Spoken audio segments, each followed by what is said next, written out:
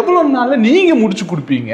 அப்புறம் கிளைண்ட் வந்து எந்த ஸ்டேஜில் தான் வந்து உங்களை நீங்கள் வந்து பார்க்கறதுக்கு நீங்கள் ஆசைப்படுவீங்க? சார் சூப்பரான கொஸ்டின் சார். ஆக்சுவலி கிளைண்ட்ஸ் வந்து 2 தப்பு பண்ணுறாங்க.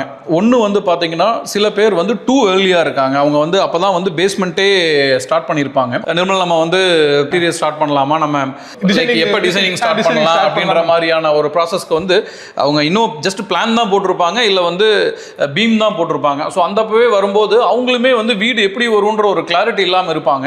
நம்ம என்னதான் டிசைன் நம்ம அவங்களுக்கு சஜஸ்ட் பண்ணாலும் அவங்களால வந்து ஒரு இமேஜின் பண்ண முடியாத ஒரு விஷயம் வராது. ஃபர்ஸ்ட் வீட்டு கன்ஸ்ட்ரக்ஷன் சிவில்லயே கிளாரிட்டி இல்லாத போது நம்ம இன்டீரியர் வந்து ஃபினிஷ் பண்ண மாட்டாங்க. எக்ஸாக்ட்லி கரெக்ட்டுங்க. அப்ப நீங்க வரவே வேண்டாம்னு சொல்லிடுவீங்க. நான் வர வேண்டானே சொல்றேங்க.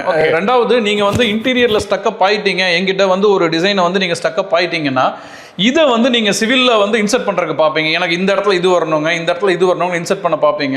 ஸோ தட் அந்த அப்போ வந்து உங்களுக்கு வீடு நல்லா வராது.